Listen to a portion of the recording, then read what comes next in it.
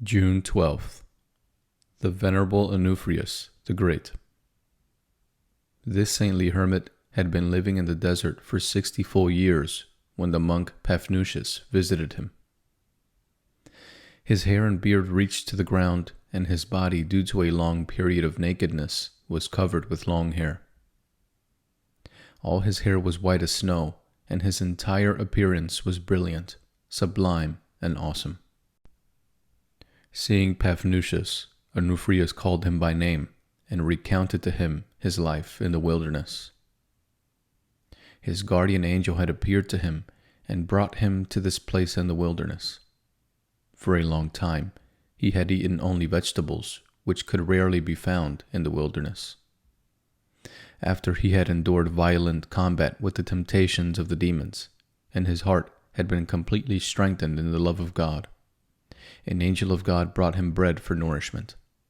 Besides that, by the good providence of God, there grew up next to his cell a palm tree that brought forth dates abundantly, and a spring of living water began to flow there. However, Anupheus said, I mostly nourish myself and quench my thirst with the sweet words of God. To Paphnutius's question as to how he received Holy Communion, the hermit answered that an angel of God brought him Holy Communion every Saturday. The next day the elder told Paphnutius that it was the day of his departure from this world. He knelt down, prayed to God, and gave up his spirit unto God. At that moment, Paphnutius saw a heavenly light illuminating the body of the reposed saint, and heard the singing of angelic hosts. Having honorably buried the body of Anupheus, Paphnutius returned to his monastery, that as a living witness he might narrate to others, for their benefit, the wondrous life of this man and the greatness of God's providence toward those who have completely given themselves over to the service of God. Anupheus reposed in the year 400. The Venerable Peter the Athonite. Peter was a Greek by birth and a soldier by profession. Once, in battle against the Arabs, Peter was captured, bound in chains, and cast into prison. Peter remained imprisoned a long time in the town of Samara on the Euphrates River, and he constantly prayed that God would free him from prison and take him to a wilderness, where he would dedicate himself completely to a life of prayerful asceticism. Saint Simeon the God Receiver, together with Saint Nicholas, appeared to him in prison and touched his iron chains with his staff. They melted like wax, and Peter suddenly found himself in a field outside the town. He immediately set out for Rome, where he was tonsured a monk by the Pope himself at the tomb of Saint Peter.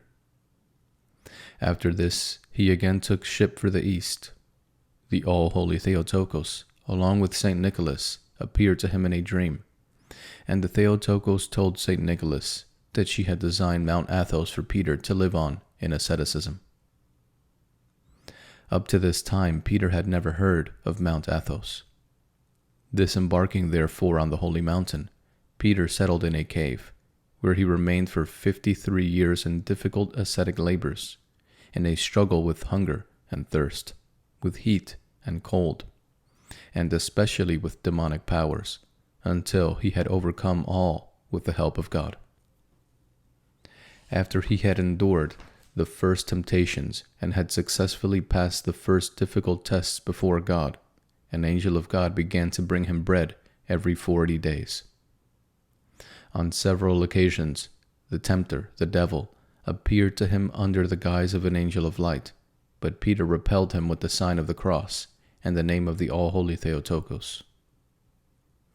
About a year before his death, he was discovered by a hunter who was hunting deer around Athos, and from the mouth of the saint, the hunter heard his life story. He reposed in the year 734. His relics were translated to Macedonia. The Venerable Timothy, the Egyptian hermit. Timothy first lived a life of asceticism in the Thebaid, and then withdrew into the wilderness, where he lived for 30 years. Having pleased God, he reposed peacefully.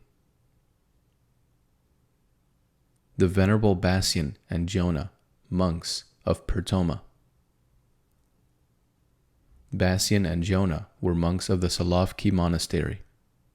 They drowned and were washed ashore in the year 1561. Over their graves a sign appeared, and because of this a church was built. The Pertominsk monastery was subsequently established there. Once, when Tsar Peter the Great was saved from a tempest, he remained there for 3 days, made a cross, and erected it on the shore.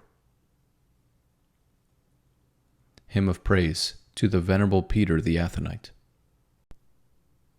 Saint Peter, in the fearful wilderness, was deprived of all earthly riches, but through tearful prayer he overcame all the rich illusions of the devil. He bridled his heart and raised it to God. He set his mind upright and lifted it up to heaven.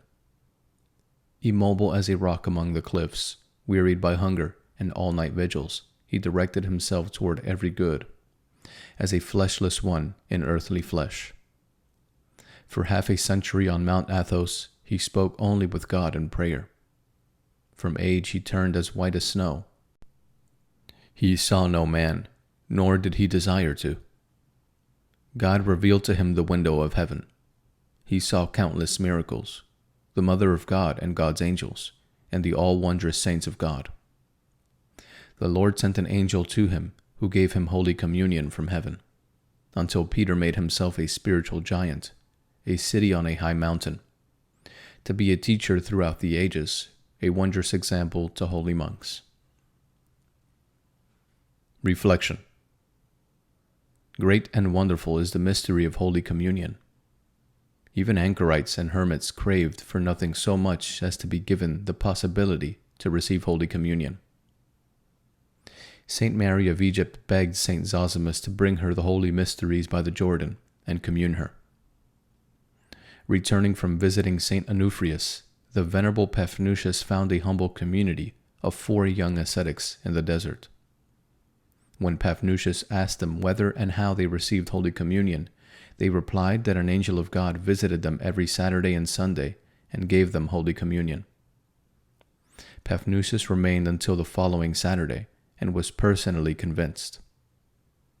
When Saturday dawned, the entire community was filled with an indescribable, wonderful fragrance, and while they were at prayer, an angel of God in the form of a handsome young man, as bright as lightning, appeared with the all-pure mysteries. Paphnutius became frightened and fell to the ground in fear, but they raised him up and brought him to the angel, so that he, along with them, received communion from the hand of the angel. According to his own testimony, Saint Anupheus received Holy Communion from the hand of an angel, as did many other anchorites and hermits. Therefore, it is completely erroneous to think that solitaries and hermits did not receive Holy Communion.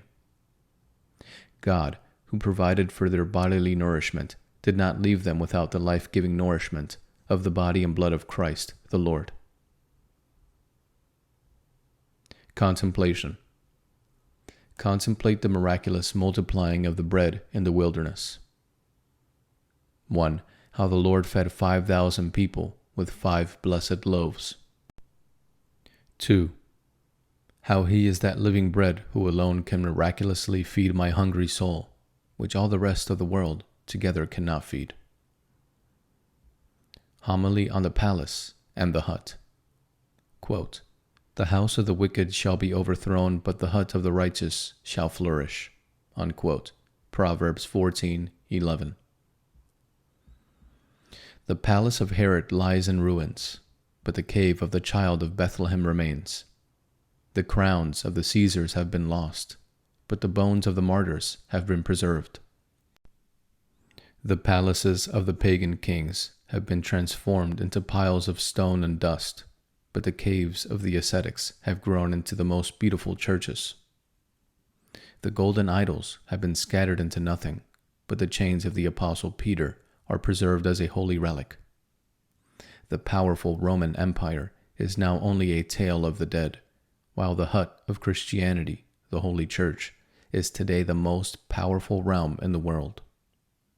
Where are the Jews, the murderers of God, They are dispersed throughout the world. Where are the powerful Romans? In the grave. Where is the power of bloody Nero? Where is the power of the evil Diocletian and the depraved Maximian? Where is the success of Julian the Apostate? Where are those high towers? They are where the Tower of Babel is, beneath dust and ashes, beneath shame and damnation. Go about your own city and inquire how many homes of the godless are excavated, how many huts of the righteous have grown into beautiful houses. Brethren, heaven and earth are founded on justice, on God's steadfast justice. That is why all the pagan creations are like arrogant bubbles which burst and are trampled on by passers-by. The palaces of the pharaohs and the Babylonians are like trampled bubbles, while the tent of the righteous Abraham flourishes and blossoms in eternity. O my brethren, how all-powerful and long-lasting is justice, and how noisy and transient is injustice, like a storm on a summer's day. O righteous Lord, how magnificent and consistent thou art in the exercise of thy justice. To thee be glory and praise forever. Amen.